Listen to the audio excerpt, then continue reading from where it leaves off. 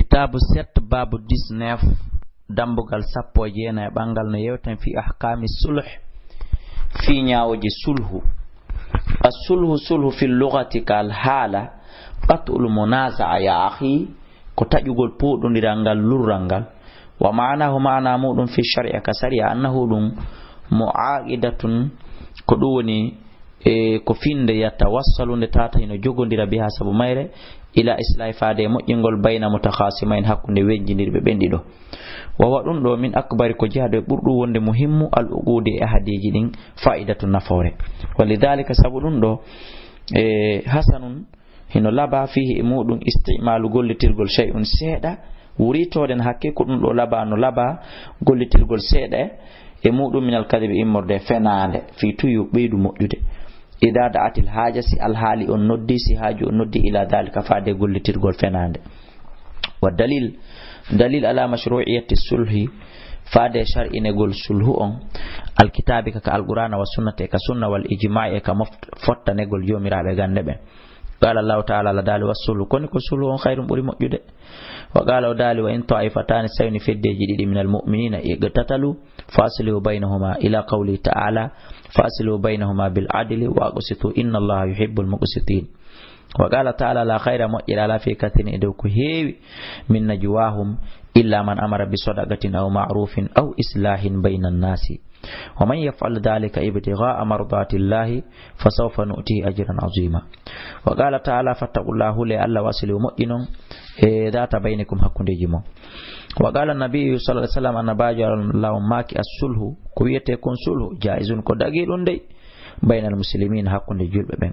illa sulhan sonara ko sulhu ahalla haraman daginɗo ko harmi aw aharra halalan aw harrama halalan ma ɗum harmin ɗo ko dagi daginɗo ko harmi ma harmini ko dagi sahahu tirmidhi ko imam tirmidhi fi sillin hadison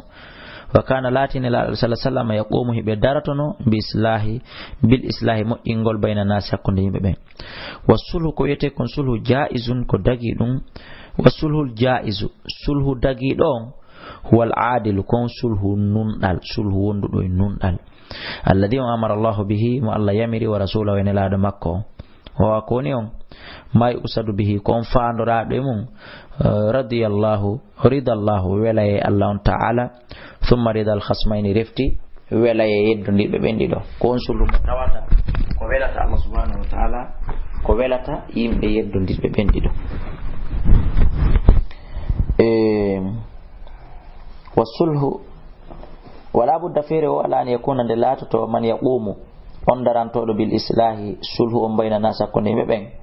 aliman tawa ko anduɗo bil waqa'i piiji yanuɗi ɗin hakkunde maɓɓe arifan anduɗo bil wajibi ko waɗɗi wasidan faandorɗo kadi lil adili nunɗal haranaji ngalngol goɗɗo wa darajatul muslih daraja moƴƴingol bayna nas hakkunde yimɓe ɓen afdalu ɗum hakke ko ɗum moƴƴi mawni ɗum hino ɓuri moƴƴude min darajati sa'imil qa'imi di daraja ko nyalluɗo horude waluɗo juulude ko heɓata ko Allahu akbar amma idha khala sulhu amma so tawi woni sortike iwi e sulhu o minal adli immorde nunɗangal harande kadi on sulhu ɗon sara o wonti zulman tooñe wa haduman ko ɗum woni e montugol lil haqqi wonande gonga kam sifa négociation ji ɗi anduɗen hino waɗede e nder leyɗele meɗen Afrique yo goɗɗo itte intermédiataire ko moƴƴintina hakkunde feddeji ɗiɗi haɓuɗi hakkunde partiji ɗiɗi nangodirɗi on ara tawata na nunɗal tawa ko fi ko yo négocie ha maslaha oɗa on wona maslaha oɗa on bona sifa négociation ji ɗi anduɗen no feƴƴude lagine intermédiaji ko woni feƴƴude e leyɗele kawtalje men ɗum ɗon no hulɓini kan yusliha wano nde o moƴƴinta bayna qadirin zalimin hakkunde wawɗo marɗo doole toñowo kadi wa da'ifin e lowɗo mazlumun toñaɗo bima yarda bihi alqadir o ara o moƴƴinira hakkunde maɓɓe no welirta non wawɗo on ɓay ko on ɗon mari doole ɗen o yumakkinahu o newinanamo min azulmi immorde toñe ɗen o ɓeydamo jonude possibilité no toñira oya o yuhaddimu wa yahdumu bihi o montira sabu ɗum ɗon al haqqa e haqqu da'ifu gonga lowɗon o monta kan ɗon wala makkino tawa o newinanta on ɗon kañum min akhdi haqqi hettugol haqqe makko o sulhu ɗo ko harmuɗo. wa sulhu on inama yakun ande ko latto fi huquqil makhluqina ko nder haqqeji tagaɓe ɓen allati ɗin li ba'dihim ɗi tawata ɗi andanda hoorema hino wodani yoga e maɓɓe ala badin e dow yoga mimma yaqbalu immorde konko jaɓata al isqatu fukkagol ngol wal muawadatu e dartodiral ngal hakkundeji maɓɓe. amma huququllahi taala amma haqqeji Allah ɗin kal hududi wano keeri ɗi Allah wallini wa zakata etugol zakka fala mudkhala haray natata lissulhi wonande sulhu fiha e nder ɗin ɗon few ko terteteɗi no yiira kono Allah wi'iri noon ko noon sulhu waɗetake ɗuytema ɓeyde lianna sulhu sabu waɗugol sulhu fiha e ɗin huwa ɗum ada'uha kamilatun ko tottugol ɗino ɗi timmiri noon ko ɗum woni sulhu on. wa sulhu noon bayna nas hakkunde yimɓe ɓen yatanawalu 5 anwa'in ɗum hino yara noneji joyi geɓe joyi. annawul awwal noon era noon as-sulhu ko moƴƴingol baynal muslimin hakkunde julɓe ɓen wa ahlil harb e yimɓe gere waɗi hakkunde mum. annawu thani noon e ɗimmon sulhu ko moƴƴingol bayna ahlil adli hakkunde yimɓe nunɗal wa ahlil baghi e yimɓe bewɓe minal muslimina yimmorde julɓe ɓen. annawu thalisu noon e tammo on sulhu ko moƴƴingol bayna zawjani hakkunde resindirɓe ɗiɗo moodi e ɓeyngu ida khifa stawni hulama ashigaga lurral bayno makkunde maɓɓe. annawu rabi'u noon na yaɓa on islahu ko moƴƴingol bayna mutakhasimain hakkunde wenjindirɓe ɗiɗo fi ghayril mal e nder tana jawdi. annawul khamis noon jowaɓa on islahu ko moƴƴingol bayna mutakhasimain hakkunde haɓuɓe ɗiɗo fil amwal e nder jawle ɗe wa wal muradu huna ko ɗuni ko fanda ɗo. wa hada nawu oɗo noone noon mina sulhi ko jeyaɗo e sulhu yun qasimumo tata ino sende ila qismain ha pecce ɗiɗi. al awal feccere anare nden sulhu an igrarin ko sulhu qirritagol. wassani feccere ɗimmere nden sulhu an inkarin ko sulhu gayi yeddugol fes. alif no yewta en wa sulhu anil iqrari fi qirritagol naw'ani on ɗon kadi tunno fecca watta kadi noneji ɗiɗi. naw none go yaqaw mo yana ala jinsil haqqe dow none gongajo wa naw none go yaqaw mo yana ala ghairi jinsihi e dow tana none mum on. falladi on none yaqaw yano ala jinsi e dow none mum on mithlu misal ma idha aqarra lahu konko tata so qirritike ɗum ma ida aqarra konko tata so qirritike lahu ina wadani mo bidaynin nyamande ma'luman andade aw bi aynin ma ɗum hunde toɗɗande maliyatan jawdi yankore fi yadi ka jungo makko fa salahahu o négociidi ɗum ɗon ala akhdi e dow ƴettugol hetta ba'da dayni yoga e nyamande nden wa isqati e fukkugol baqiyatahu yoga e muɗum aw ala hibatin ma e dow dokkal ba'da al ayni yoga e hunde toɗɗande واخذul ba'd e ƴettugol yoga alal akhari e dow goɗɗo go. wa hada naw oɗo noon e min as-sulhi immorde e sulhu yasihu mo sella idha lam yakun sawni o lataki mashrutan ko shartinaɗo fil iqrar e nder qirritagol. kan yaqula wonande wi'ata man alayhi al-haqq mo nyamande woni hooremo aqarra laka mi qirritantoma bi sharti sarti non an tu'tiyani nde okkatalan aw ta'yudani mande lontinirantalan kada mi qirritoto miɗo duwama kono ko sarti sa okkayla si mi qirritike miɗo duwama 1 million ko sarti sa wiya ya okki lanɗi ma sarti sa lontiniranayi lanɗi hunde kaari haray ɗum mi qirritoto haray ɗum ɗon hanirano. aw yaqulu sahibul haq ma jo nyamanden inna a barra'atuka mi pottinima mi dandinima nyamanden few aw wahabtuka ma mi okkima bi sharti sarti an tu'tini kada nde yuɓitirtalan ni ɗum kadi hana.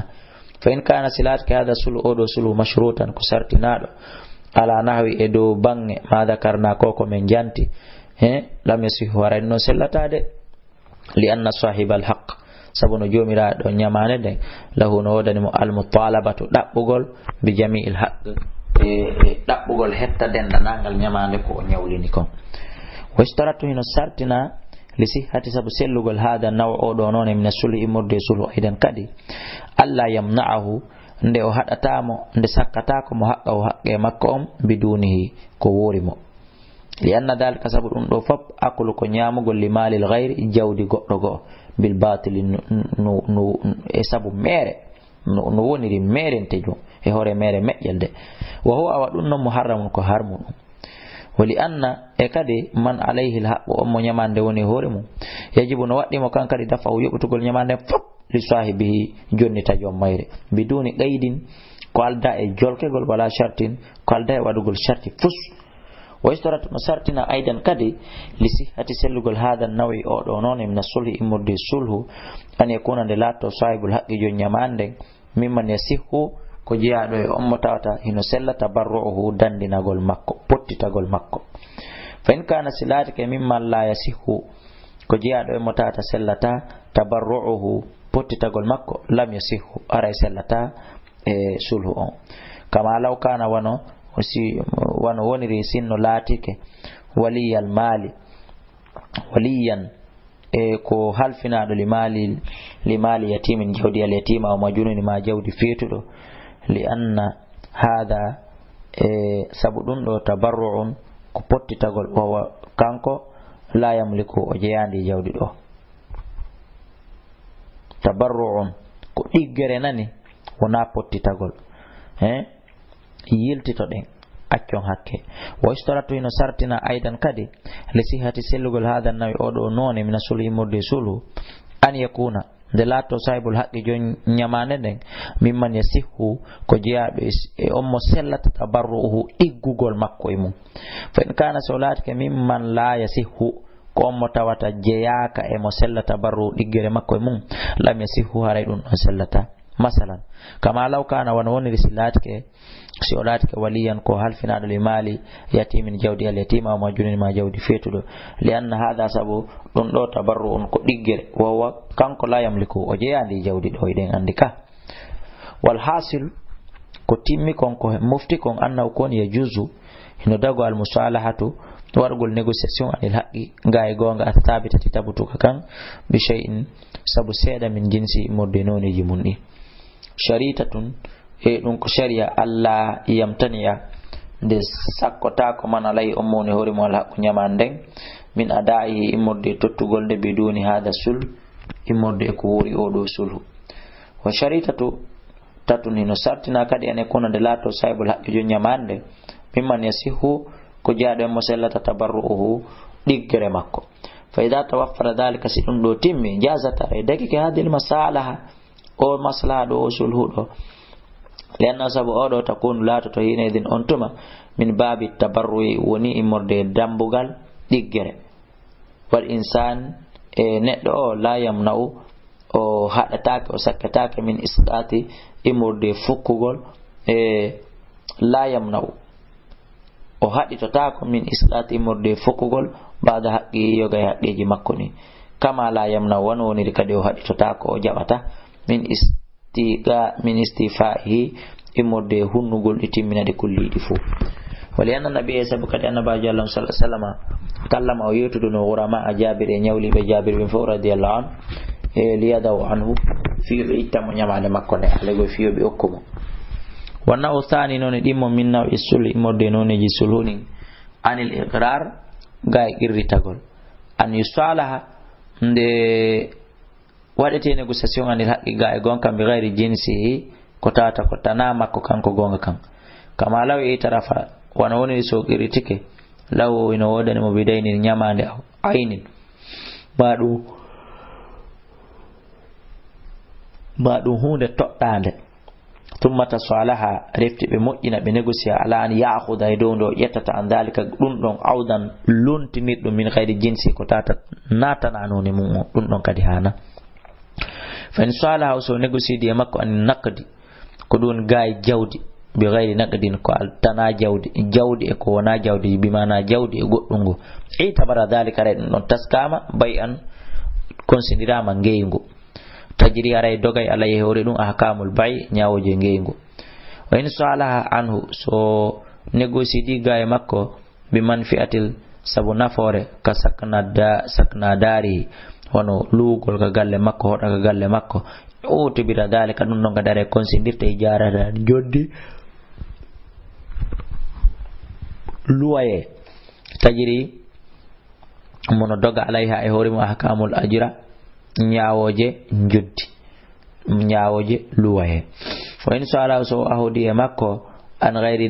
naqdi e gaidi do ko doni ngal e de do pinde tati de do findeje tati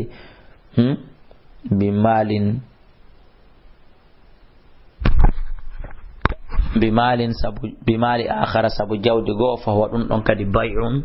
ko ngeengu saniyan dimmun dum sulhu an inkarin gay yeddugol wa ma'namu an yuda'a konde an yudu'a konde noddete shakhsun konde noddata konde declarata legoy shakhsun neddo go ala kharay do goddo go bi aynin hunde toddinde lahu wodandemo indahu e jungo on don kari no jokani la hunde kari o bi dayni madu nyamande fi dhimmati wonde ka dande makko lahu wonande on don lahu wonande mo fi dhimmati wonde dande o yande lahu wonande mo kanko noddudo fa yaskutu deya almudu'a alayhi nodda do déclara on e hore mum o deya o fanka bude o ronka irritade o anya bi mana o salo fes o ronka reconnaître legoy on fami ka wawata kanko yajhalu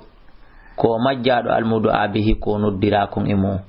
summa yusalaha refti wadi de négociation almudu'a nodda don almudu'a noddu don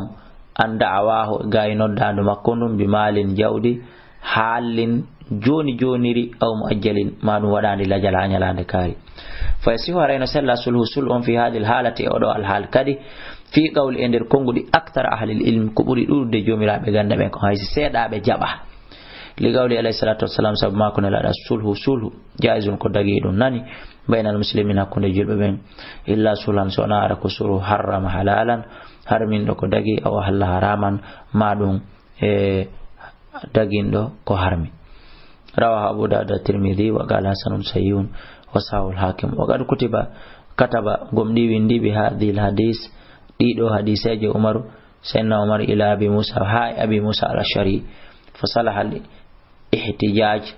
ko duwoni wadi di sulhu al-ihtijaj haton jindo bihi mudum li hadhil itibarat e do taskale wa fa'idatu nafore hada naw odo non min sulhi imorde sulhu lil mudu alay wala no dialo horemu an yaftadi de sottorta bihi dum nafsahu wonki makim min ad-da'wa imorde noddando nu wal yamin e wondore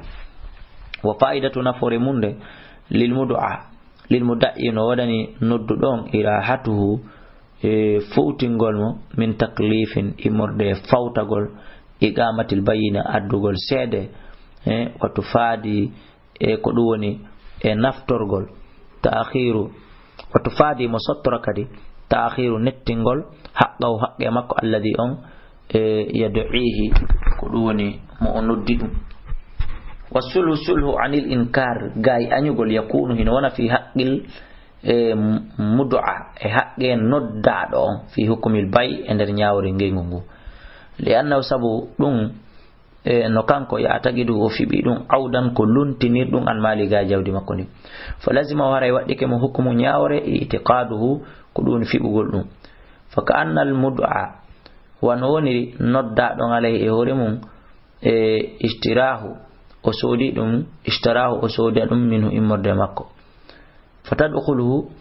haray dum don naday mo ahkamul bay e nyaawoje ngengu min jihati imorde bangal mudungal karradde won ruttugol bil ayibi kala ko mari ayibe wal akhdhi jugitagol bi shufa'a ko do woni tefore awale goyna tefore intervenangol goddo wada ngenale on ko fanda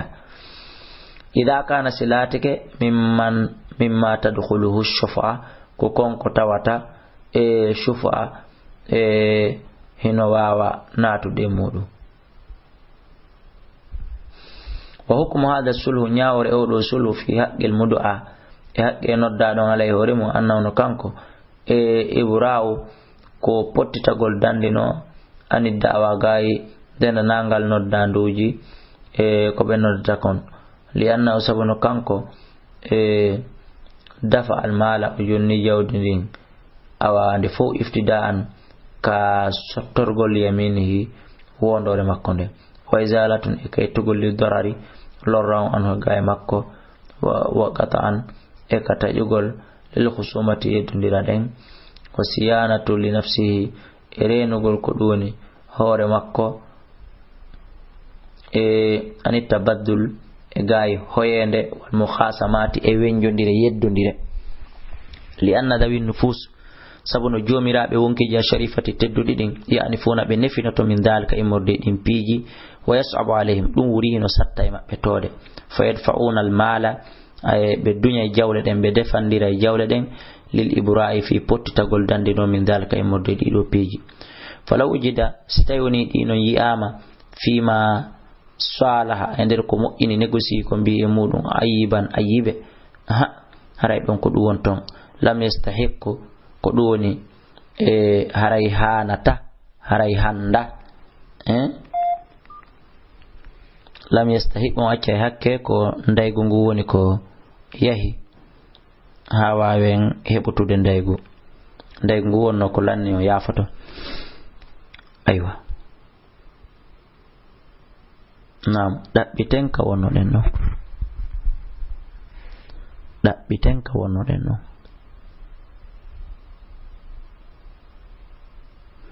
gasi joni ɗen wawi fuɗɗittade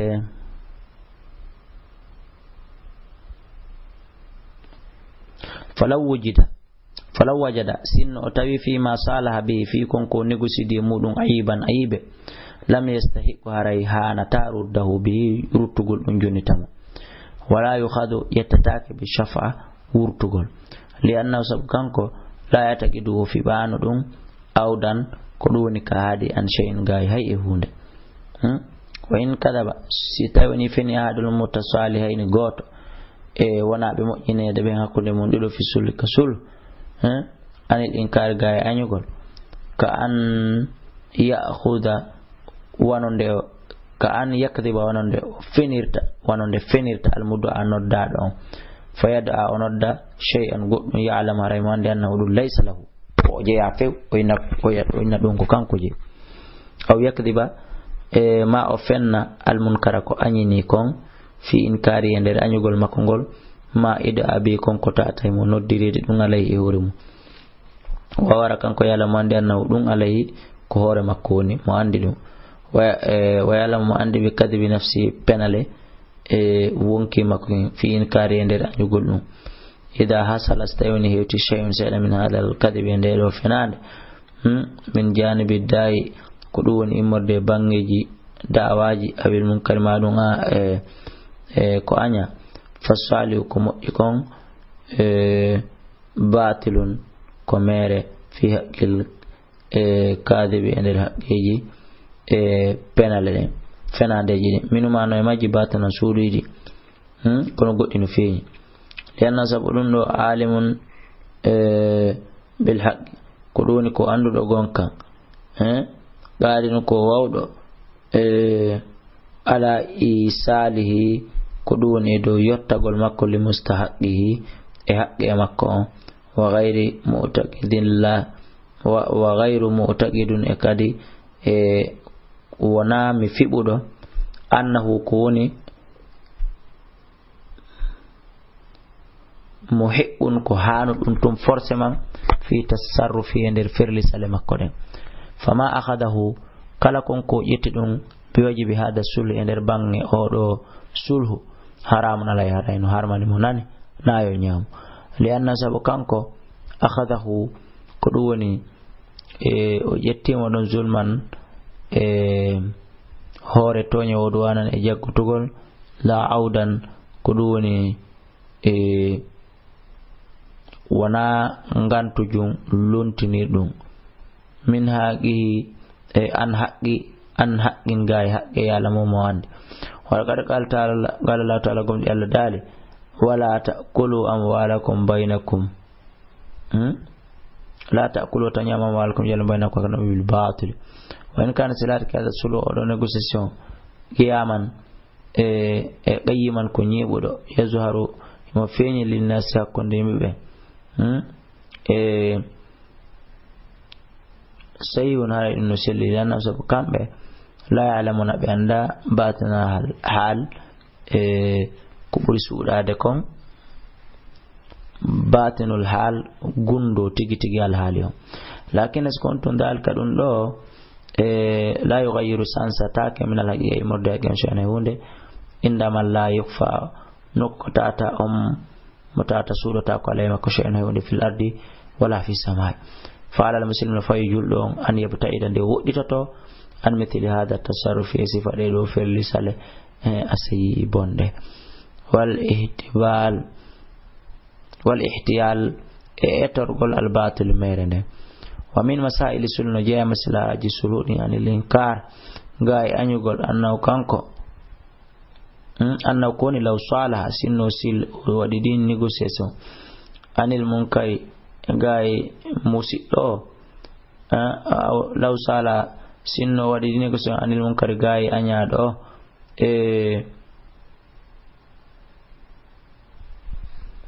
أن المنكر غاي كو أنياكم أجنيون ko jananu yanko jum bghayr idnihi ko alday du ngay makko sahara no selle sulusulun fi dalka ndedum lianna al ajnabi sabuno janana yankejo yakusud bi dalka ma faandora dum yomi wallindo am yalta ka hurgo ibraa ka woditagol dandino almudano ditadon alayhi mudum waqatul khusuma etajugol wenjeji anhu gaay makko fa kanko kama law qada wana woni dino o yuri ke ko duwoni sattenden kama law qada wana woni stay o nyaawi anu gaay makko daynahu o yobani mo lego kama law qada wana woni so yobi anu gaay makko dayno nyamale makko de lakin nas kontu law telu dum bonna taamo ay bi maabe shay'un lakin skonitun la yutalibu o dabbirtamo afwan acce hakke la yutalibu o dabbirtamo bi shay'in hayy hunde mimma dafa imorde konko o jonniti li'annahu sabudun no kanko la yastahiqu hana namo arrujuu ruttugol jonnita dum alayhi edom makko bihi e mudum few li'annahu sabu kanko mutabarran ko wadi do diggere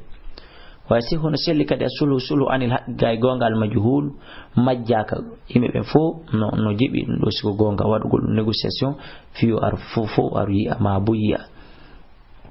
ka hisabi wano wadugol tefore nyaawre baynahuma hakkunde mabbe mada fi alayhi do mudum zamanu tawil zamanu juutudo wala ilma gandal ala naali kulli nonande goto min kala min ma mabbe amma alayhi edo ko fawi mo kolli sahibi e wondi do makko li gawli nabi sallallahu alaihi wasallam mako ne laado li rajulaini worbe dido ikhtasama taybe yeddondiri fi mawaritha fi ndondi darasat bainahuma mawarithun fi ndondi durisat ko doni accandi bainahuma ko mabbe istahama wa tawakhiya alhaq nelaado make istahama sende yedindiro nani wa tawakhiya wad neno goto yagal alhaq ka gonga wal yahalul ahadukum sahibahu yo cudo yo munyano goddo e modon dimmojo mudum on donc négociation rawahu abu daud wa ghayrihi wa li'annahu isabu isqatu haqqin ko fukkugol ko duwoni haqqe non on famika fasaha hino selli fil majhul nder hunde majjande lil hajati wonande haaju alhali wali alla yafdi ende tawata takke ila diya'il mal faade jawdi majjundi aw baqa imadun heddagol shukhulu dimma sukhlingol haqqille mun den kadimu ko tameka hakkunde don wa amara sallallahu alaihi wasallam Allah hino yamiri bi tahlili jagagol kullun kala min maymorde mabbe li sahibihi dimmojo mudum yadullu ko ino tindina ala khadil hita e ko doni do jabbgol jogito tajundiral mabbe gal don li bara'ati dhimma fi dandinagol ngannawol wongol e dande wala azmi e do fi'ugol haqqil makhluq e wala azmi do mawnugol haqqul makhluq haqqe ko doni tagorne wa sihu ina sala sulu anil qisas ga yottondiral biddiyat kadiya al muhaddath e baado shar'an ka sharia أو أقل ما كبر فنود أو أكثر ما كبر دود. ولأن المال يسبون جولين غير متعين وناتو عندي فلا يقع ينتاع العود كل تنيرته في مقابلته إن الجب عند ما يريك أرتكم. ولا يسيه سلة سلو عن الحدود غايه الدجيد لأن سبب شرعت شرعنامة سالإنرام للجزر في نعد أنقل بنا ولأن سبب حق لله تعالى حق الله قوي كدي وحق للمجتمع حق كدي ونندمو وندير دنتدين فالسلح وتقول سلح أنا غايد لن يبطلها بنا